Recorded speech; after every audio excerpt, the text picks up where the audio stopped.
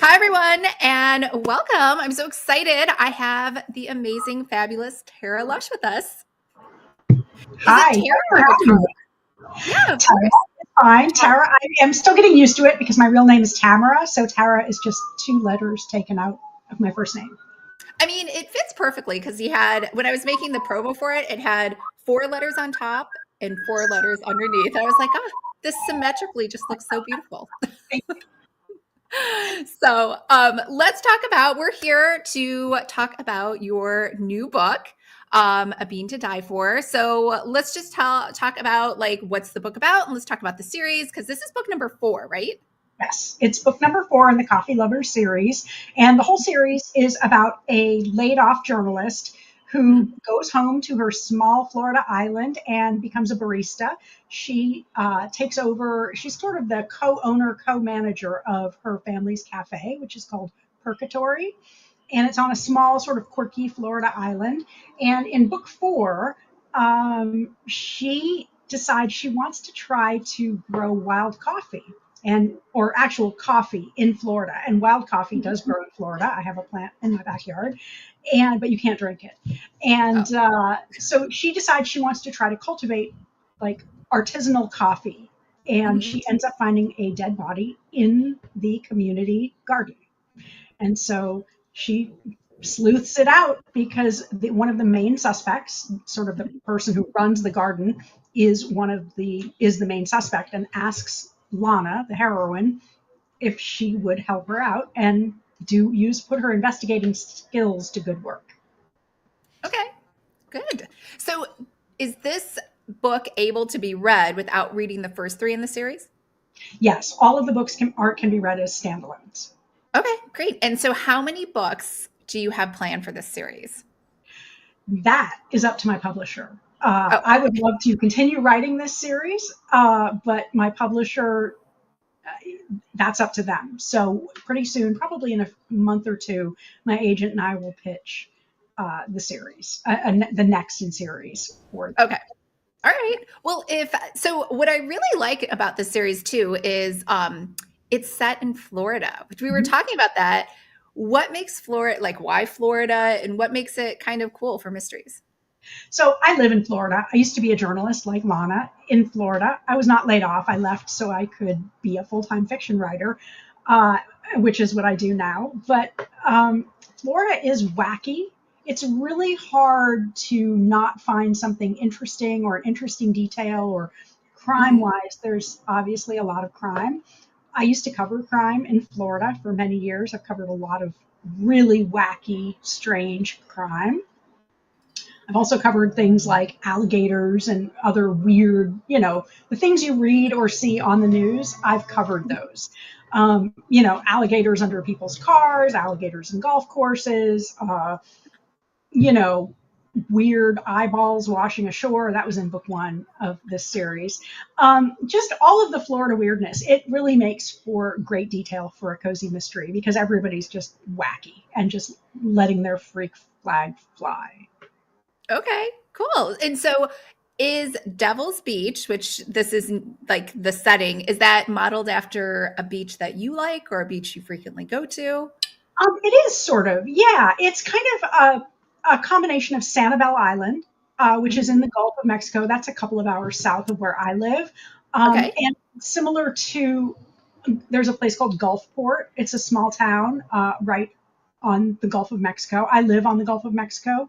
Mhm. Um, and Treasure Island. There's a lot of little barrier islands that are just sort of tiny and they're kind of a mix of touristy and kind of old Florida, where you see like people in beach bars and tiki huts, and they're usually pretty small, close knit communities. Okay. Yeah, that's a good point because I'm like, well, one, I'm like your typical American. I'm terrible with geography. I was thinking when I read the first book and it said island, I was like, oh, it's down in the Miami Keys because those are the only islands in Florida, but that's not true. No, there are other islands. I mean, there are actual barrier islands, but there are other, sort of freestanding islands too. There's a whole sort of ring of barrier islands around the peninsula. Um, but this is an actual island. Like on Sanibel in real life, you have a long bridge to the Mhm. island. But yeah, there are islands in the Keys too. It could be in the Keys, No. but it's not necessarily in the Keys. Okay. And so it's hot in Florida, right? Not right now. Right now we have a tornado warning and it's kind of cold, but Oh, yes, normally it's hot. yeah. So just you as a Florida native author living there, or not native author, but living currently in Florida, how do you deal with the heat? I just sweat a lot. I sweat. I have like this little, I have like a little, when I write, I have like a little neck fan. It's so Oh, embarrassing, but I just sort of like, it like cools my neck down and cools me down. And I take cold showers and I go to the movies. It's just hot. Like you just have to accept like that you're just going to sweat. It's not like but you, California where it's like, oh, it's a dry heat and you just, yeah. yeah, dry heat freaks me out. Like I feel like a raisin. Really? But you're from here. Or Oh you yeah, live but here. I haven't lived there in a long time. Whenever I go visit my dad, he lives near Sacramento. It's just scorchingly hot, and I just feel like my skin is just like all of the moisture just leaching out of me. Huh. But That's yeah, interesting. no, like I feel better, more moisturized. I feel like Florida is like a natural moisturizer. Oh, I guess that could be one thing. So are you so I have let's talk about you and also your Lana, the main character. Are you guys Sunseekers? Are you like slapping on the copper tone and laying No, out on the beach? no, no. I actually have vitiligo, which means I don't know if you can see it, but I have no. I'm pretty pale. I have a autoimmune disease that causes my skin to lose its pigment. Oh, So I I thought don't you really just had like that perfect snow white skin. know. That's Like what I if you see. saw part of my body, like I have no, like I don't get out in the sun, but I have parts of my body that have no pigment. Wow. And that's like that has happened since maybe since 2016. It's a caused by stress and other unknown things, and I just have no pigment, so Huh. I don't get in the sun. I wear sunscreen and hats, and I'm very pale. I love the beach, and we walk on the beach, but I don't like sit out in the sun. No, Oh, okay. All right. So you're at the beach a lot, but you're not suntanning with like tinfoil underneath you. no. Oh God. Those were that's what, I'm from the 80s. Like I'm 50, so I know that's I what am too, but like I remember, like the Bain de Soleil and the and yeah. everybody could do it, but because I was actually born with vitiligo, it just stayed very dormant, and Oh. so I never got in the sun that much, unfortunately. Okay. So it's So, like that's just how it's always been. It's not like a new condition. Okay. which is All sort right. of it's it happens. All right. So beachgoer, are you there once a day, once a week, or I would say we go to the Gulf of Mexico about once a week to walk. We like to walk at Mhm, sunset. The sunsets are gorgeous here, like similar to California because it's the West Coast. mhm. So I like to go to walk, but we live closer also to Tampa Bay, so we walk our dog on Tampa Bay a lot, like multiple times a week. There's a nice park downtown, so we do that. So there's a restaurant. I know it's totally off script. There's a restaurant in Tampa that my friend loves. So every time we're in Orlando, we drive all the way to Tampa to go to this steak place that has, I guess, a ton of wine, and they have like a wine thing underneath. Have you been there? Burns, yes, actually I Yes, have. that's Yeah, it. actually, that I the first time I went there, I was doing White House pool duty. I was working for a newspaper locally, and I remember George Bush was president, and he wanted to eat there, so we all trooped in and sat there. All the press was like contained in a little room in Burns, and they gave us a really good dessert. Yeah, I've been Yeah, there. it's like famous, right? Like, Very famous. Yeah, yeah. yeah. I haven't been there in years. I'm vegan, so I wouldn't go. But they have really good desserts. And actually, I think the owner or the former owner was actually vegetarian. What? Strangely. Yeah, yeah. I If I mean, remember correctly. there is so much meat on this menu. It has Yes, literally like every cut of steak, cuts of steak that I've never even heard of. right. And And they're like there's, $1 million. yeah, and they're so expensive. So I'm like, well, maybe I should order this because I've never seen it. And clearly, if it's 100 and some dollars, it must be good, right? Yeah. No, it's a very famous place, and people love it.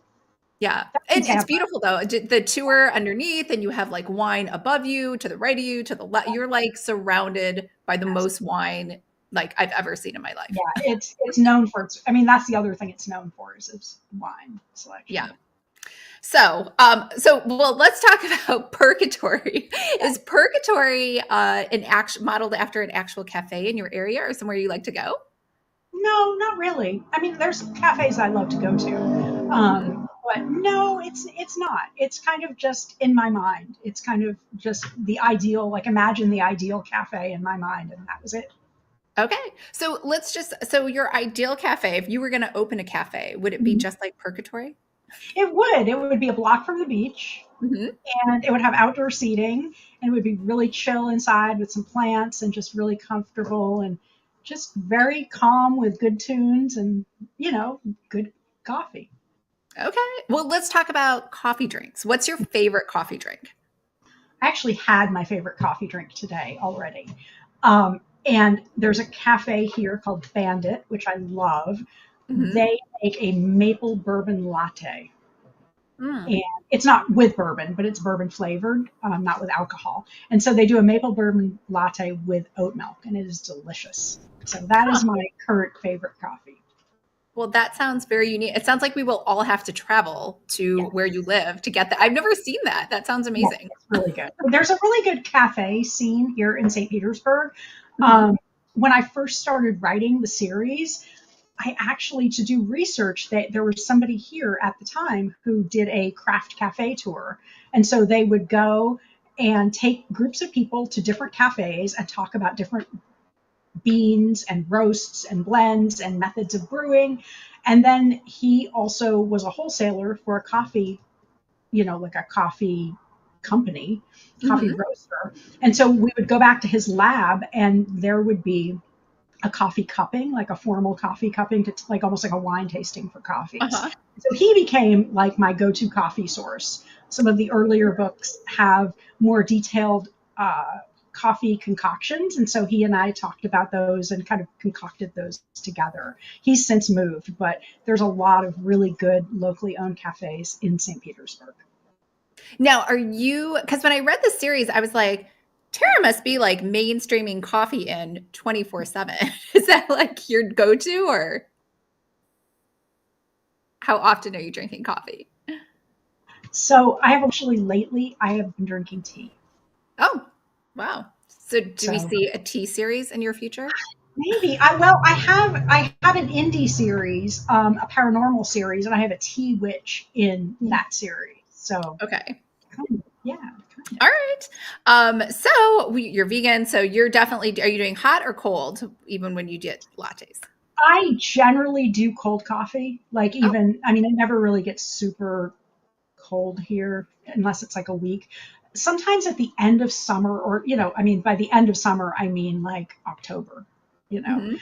um, I get a little like coffee seems too heavy for me, and that's when I switched to tea for a few months. It Ah, just seems to like I've had a lot of it this year, and I switched to tea because it seems lighter.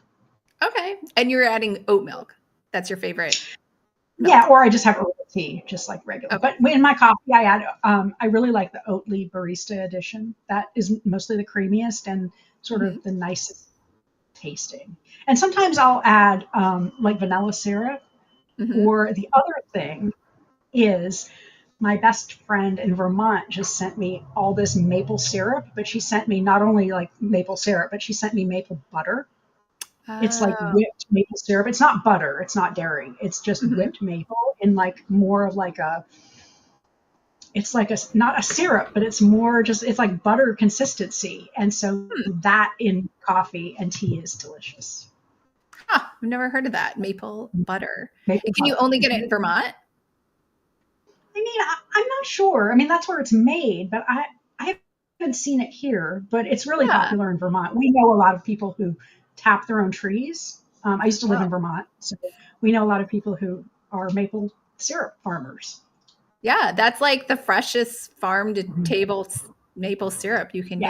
get. Just Yeah, rock there's outside. actually like, unlike regular sugar, there's actually like minerals in maple syrup. Mhm. It's actually, I mean, it's not great for you, but it's not horrible either. And there's like Mhm. actual benefits to it. So I love maple syrup. Yeah, me too. I have maple syrup and honey because the same thing. I'm like, I need a little bit of sweetness, and then I feel better because I'm like, oh, it has some like natural antioxidants and vitamins in it. Exactly. Exactly. So to enjoy your coffee or your tea, do you need to be at the coffee shop to relax there, or do you just kind of get it to go and it doesn't matter where you're at? Before the pandemic, I used to be in coffee shops all the time. I've kind of gotten out of that a little bit. And plus, as a reporter, I would have to file my stories, when I was traveling. So I got very acquainted with many coffee shops, and I've been in many, many Starbucks because they have wonderful Wi-Fi. Nice. Generally, I'm taking it to go or I'm making it here now because I'm writing from home, obviously. Now, when you're doing it from home, are you, because in the first book, Lana was doing a latte art competition. Are you a latte artist yourself? I am not. No, I am Okay. not. I was, but I'm not. We don't have like the stuff. Like we're pretty basic here at Mhm. home. My husband, he is from Italy and he drinks the Italian, like the Italian espresso with the Mm. mocha pot, like the silver mocha pot. Um, and he also does French press. I don't do either of that. I actually drink. I have cold coffee. I use something called Jot. It's like concentrated cold coffee that you can mix in with other things. It's really nice. It's a nice smooth cold coffee. Nice. And so so does it matter when you get a latte? Are you like disappointed if it doesn't have pretty latte art or you don't care? I don't usually. I'm getting cold, so like today I got hot because it's a little warm and it's like stormy, so it felt the right thing to get. But Mhm. I prefer cold coffee, so I don't usually bother. Okay. Well, let's just pause for a minute. I think there was a comment on here. So, Karen, Okay. I'm new to Cozy Mysteries, but I read all the Agatha Christie books as a child, plus Sherlock Holmes. That's the closest I've come to cozies. That's fine. They're still mysteries. Yeah, absolutely. Jana, I've never read your series, Tara, but it sounds like fun, and it's cool that you have your crime reporting background to help you write your cozies. Yes, we didn't talk about that. Do you feel like you were like more in the know on motivation and alibis and things like that? I kind of do. Like I have covered, this isn't like a very cozy topic, but it Mhm. helps. I've covered like crime from every aspect, like from the beginning of the arrest to the trial to I've even witnessed executions. Like I've witnessed 13 people be executed on Wow. Florida's death row. So I've had a murderer confess to me. Like he Hmm. confessed to me when he was behind bars. Like I walked in and he was like, "Yeah, I killed this guy. What do you want to know?" Um, so I've had a lot. Like I've interviewed murderers. I've had murderers write me from prison. Like I've done a lot of like pretty gritty crime actually. So yeah, I totally think it helps, and I really think it helps like this particular series because every book unfolds obviously from the point of view of Lana, the heroine, right? Um, but it unfolds like a crime would for a journalist. Because Mm, obviously, if the crime is unfolding for a police officer, that's very different. yes. But for a journalist, it's like there's certain things that happen once a crime is announced. Like there's the press conference and there's the press release and there's talking to the neighbors. And so there are different things. So mostly I wanted my first cozy series to be something that I knew Hmm. and could easily make realistic, I guess. Yeah, clearly. That's like most people get, like me, I just kind of Wikipedia it. I don't want to actually talk to any criminals. So that's like some hardcore research. Yeah, but I didn't set out like that was just my job at the time. I never, when I first started writing, I started writing romance, and but my best friend was like, "You should really be writing crime fiction," and I'm like, "No, I'm not going to do anything gritty." And then all of it just sort of unfolded that I ended up writing cozy mystery. So, and I'm a lot better at writing murder than I am about love. So, I'm sure you're great at both. I don't know.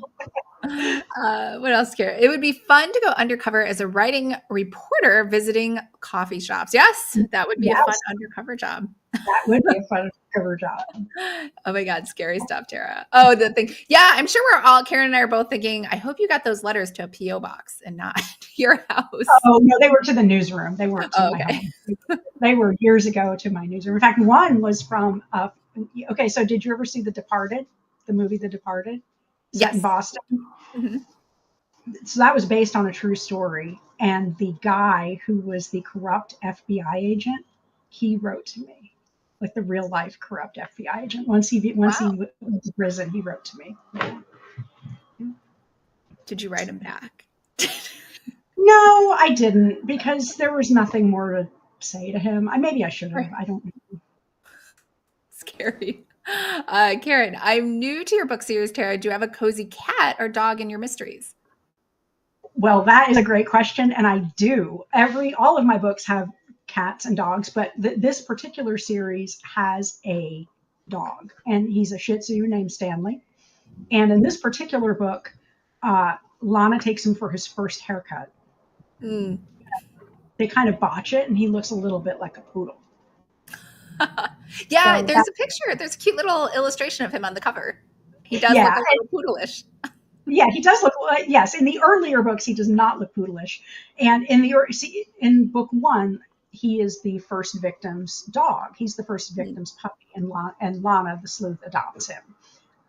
So Cute. yeah, Stanley. Everyone loves Stanley. I have a Shih Tzu. I personally think Shih Tzus are awesome animals. They're just put on this earth to love and hang out. So I put my Shih Tzu in my books, and a Shih Tzu named Stanley just made me laugh. I don't know. Well, they're so little and easy to carry around and take with you everywhere, right? I mean, yeah, my Shih Tzu's not that little. She's 18 pounds, so she's Oh, not like a horse dog. she's a workout if you wanted to carry Yes, her around. she's kind of muscular. She's like a small tank. Yeah. Tasha, St. Pete is my fave. I used to run on Coffee Street all the time. Oh, Coffee nice. Street. Yes, yes. Is Coffee that an Pot actual Bayou. street? Well, there is very close to my house. There's something called Coffee Pot Bayou. Mhm. It's like a part of the Intracoastal. It's where people kayak and go to the bay, and that's where the manatees go in the winter. Like the manatees Oh, come to that sort of little bayou to get warm, and so you can see huh. manatees at Coffee Pot Bayou. It's pretty Very cool. cute. Tasha, you have so many stories to tell. So cool. Yes, she does. And she has so many. Do you want to share with everyone your romance author name if they want to look those up too? Oh, sure. Yeah. My romance author name is my real name, Tamara Lush. And Mhm. I actually, like, this has been a really crazy past month. I've had 3 book launches in the last, like, every week I've had a book launch. You So go. I didn't intend it this way, but this is how it shook out. I had an indie cozy. I have an indie cozy series. So I have 2 cozy series. I have the coffee series. I have a paranormal cozy series with a cat, by the way. And the cat's name is Freddie Mercury. That is more of a paranormal, witchy kind of series. And Okay. that the second book in that came out on the 29th. And then Okay. one of my romances, probably my last romance, I'm not sure, came out last week. And then today, yeah, I have a 3 book series with Wattpad Books. It's a sort of a new adult. It's pretty steamy. It's set in the world of Formula One, actually. Oh, very cool. Yeah, So wait, it's like so a spy. the witch, the tea witch, is that a paranormal women's fiction? Is she 40? It is. She's actually 47. She's not a tea witch. Her friend is a tea witch, but she Okay. has another psychic power. So that one is called the Crescent Moon series, and the first one is Eat, Pray, Hex. That's in Kindle Unlimited. Um, because I love being traditionally published, but the Mhm. reality, and this is just the reality, is that those books are expensive. Like that's just a fact. Those are Yeah. expensive books. And I wanted to write something for my readers that was not as expensive, kind of to get them through in between sales and in between releases. And the other thing is when you're traditionally published, um, generally, it's like 1 book a year. I Mm. haven't had a coffee series released since 2022. So um, I wanted to give readers a little bit more than that. So I thought an Right. indie series would be good, and my agent and I thought that the paranormal series would be cool. So I'm loving both actually. And then we just sold a third series that will be coming out later this year. So Wow. Very cool. Can you talk about it or is it too soon? I know I can talk about it, and I would love to. Yeah. This series is kind of a mashup of everything I've ever done. It's kind of a rom-com mystery series. And it's about a gator trapper. Oh It's my called God, Gator that's Queen. awesome. Yeah, it's called Gator Queen. It's set in Florida, and it's really pretty bonkers. There's no like open door sex, but it's a little bawdier and like a little spicier. I don't want to say spicy because there's no open door sex, but Mhm. it's a little more. It's like a cozy plus. Um, but yeah, it's about a gator trapper, and it's coming out in March. And Eighth Note Press acquired it, and Mhm. they are owned by TikTok.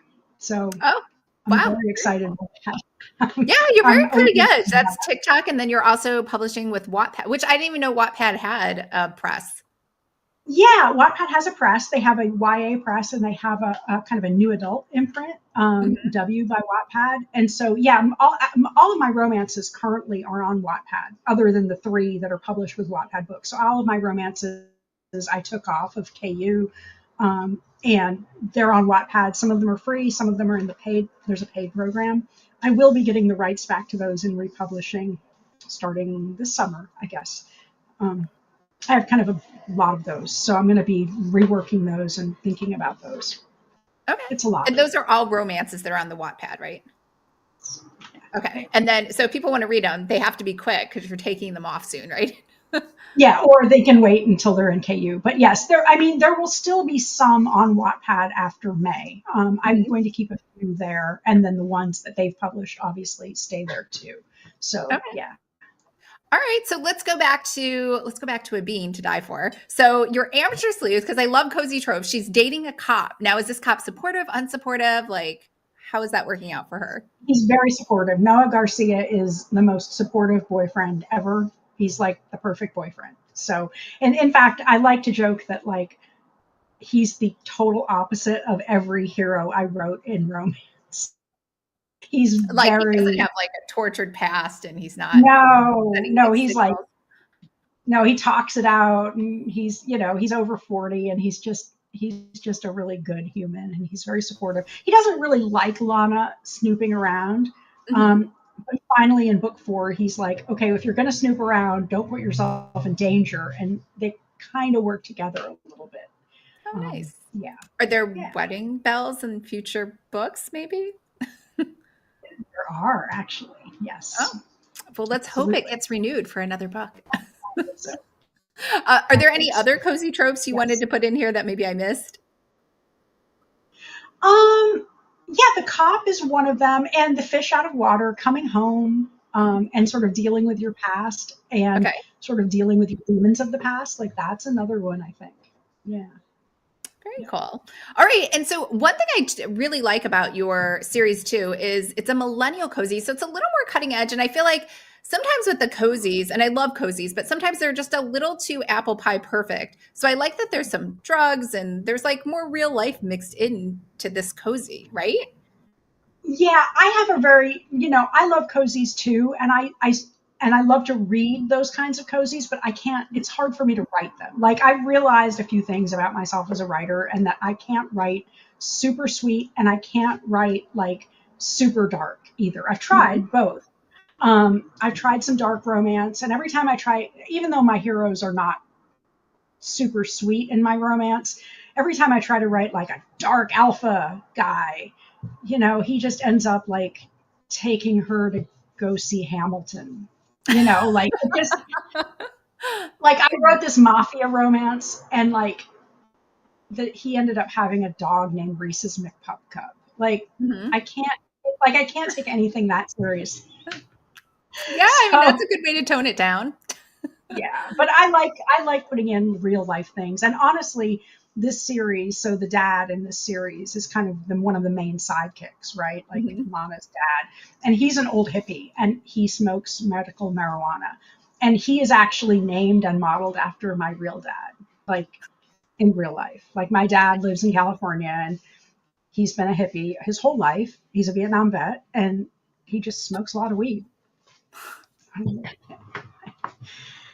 Nice. I don't know So, what to I say. mean, Like, I called it a millennial cozy. Is that wrong? Like, do you like that title or not? Because I saw I it think featured. that's accurate. Yeah, I Okay, think good. that's accurate. I mean, I think there's people in the paranormal women's fiction, paranormal cozy mystery women's Mhm. fiction space that are doing some kind of innovative and grittier things. Yes. Um, I think that like we'll see eventually kind of a more of a mashup between cozies and maybe incorporating a little more. I don't want to say full on sex scenes, but Mhm. I think that we might incorporate more adult stuff in them. Maybe. Yeah, I've read some cozies lately, the millennial cozies that are doing very well, and they have sex, Yeah. and that's just always been like, "Oh, you can't do that." And I'm like, "Who said that?" Like, the person who said that, are they even alive still? Like, this is such old, like, rules. Yeah, and I also feel, I was with a group of cozy authors last year, and we were all talking about like the rules of cozy. Mhm. And a lot of them, we realized that a lot of the people who were really selling well bent the rules in so many ways. Mhm. It's like nobody is really playing by the rules. The people who are selling well don't necessarily play by the rules, or they're not Right. adhering to the rules strictly. Yeah. And everybody always says, "Oh, you can't have the word crap or swearing in a cozy," and I get that, and I don't generally. I have crap, Hmm. but if you look at a lot of trad cozies, there's a lot of fairly foul language. I mean, a lot, but it's Hmm. sprinkled in there. Like if you read Cleo Coyle's cozies, those have, Yes. you know, those have a little bit of spiciness in them. Hmm. And they're also set in New York City, which is not normal for having Yeah, it in a small, tiny, nowhere town. I love that series. I think it's such a great series. So, but let's go back to your book. So, as a millennial cozy, I think that helps it stand out and that it's a little more grittier and real. Anything else that you would say to cozy readers? Like, here's something else that kind of like helps this book stand out from other cozies. Um, I think that maybe some of the language. I think some of the language might be more modern. Some of the things Mhm. they say and some of the phrases they use might be a little more modern. I think you can have like more modern language without having like raunchiness or swear Yes. words. Hmm. Um, somebody who does this well, it's not a cozy, but when you think of Kristen Higgins and her books are pretty sweet, but they're Hmm. not twee. They're not like saccharine. Hmm. And I love that. Like that's what I'm kind of aiming for in my books. Nice. And so, Lana, our main character, I'm guessing she's like a mini Tara, right? Kind of. She had a very different journalism career than I did. Hmm. So Well, what she parts of her worked for a local news. personality do you say like most draw upon like just you as a person? She's a little grumpy. Not a Oh, little okay. grumpy. Okay.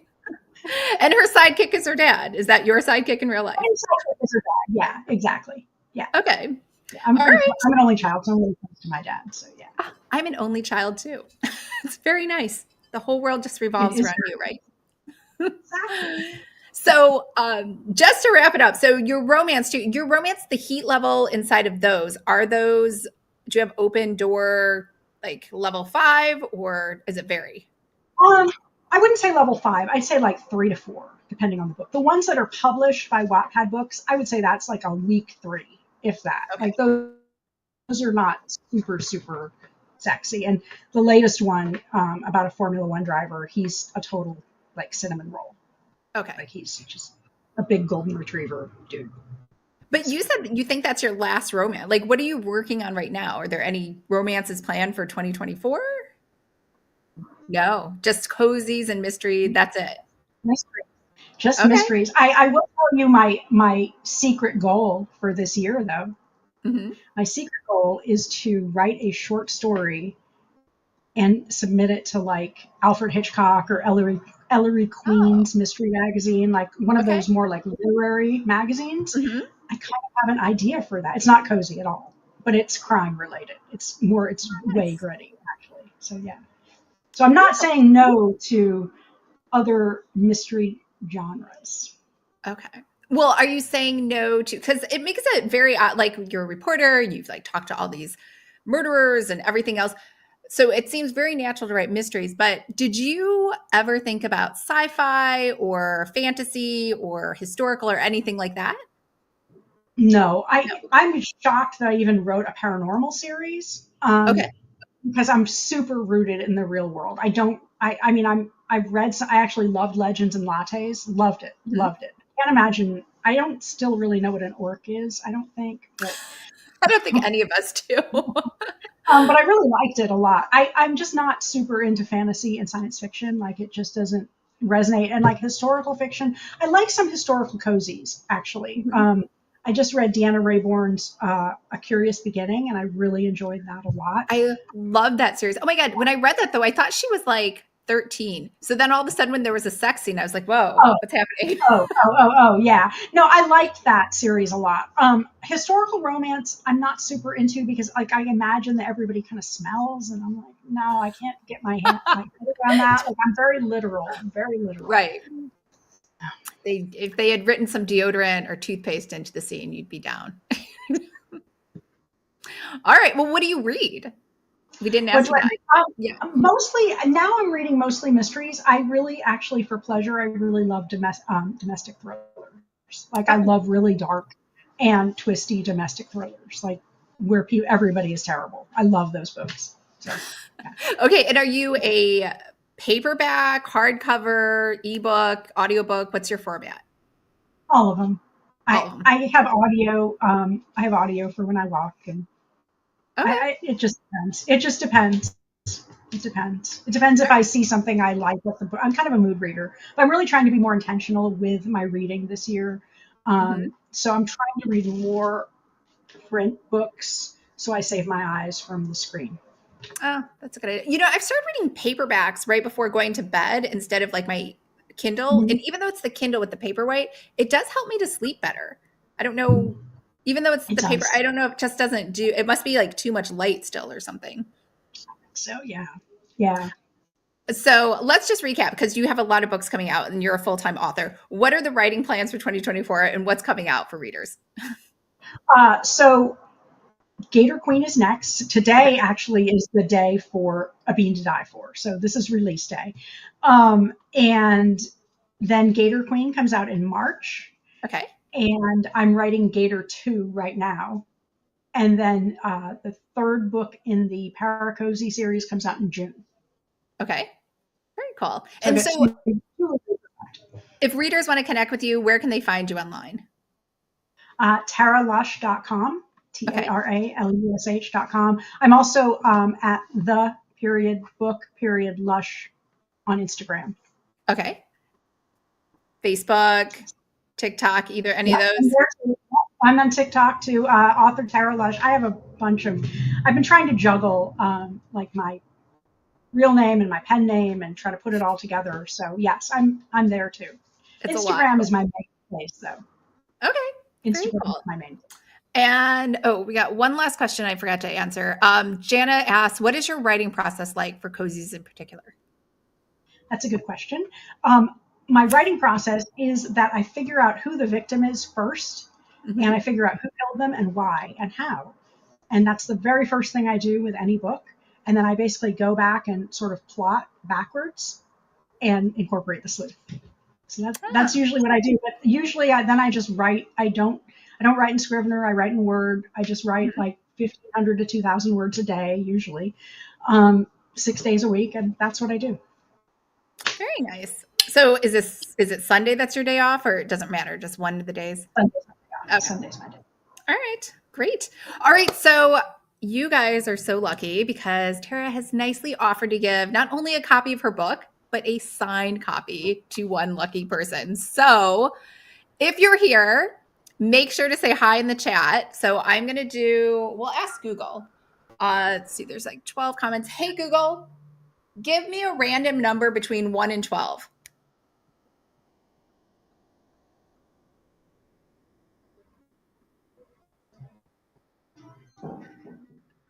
Here's a random number 10. 10. Okay, so we have 1, 2, 3, 4, 5, 6, 7, 8, 9. Tasha is comment number 10. She's giving a heart to somebody else. So, Tasha, you won the free book. So, make sure I have your contact info. So, just send me an email. You know where to email me with your mailing address, and I'll get that over to Tara for you. So, Yay! yay. Congratulations. Awesome. Well, thank you so much for being on my first ever podcast. Yeah, so we will see you hopefully maybe in a future one because you have so many books coming out. That would be great. I would love to, and maybe we can hop on an Instagram live on my channel too. That would be We fun. can totally do that. All Yeah, right. yay. Well, thanks everyone for showing up, and I'll see everyone next Tuesday.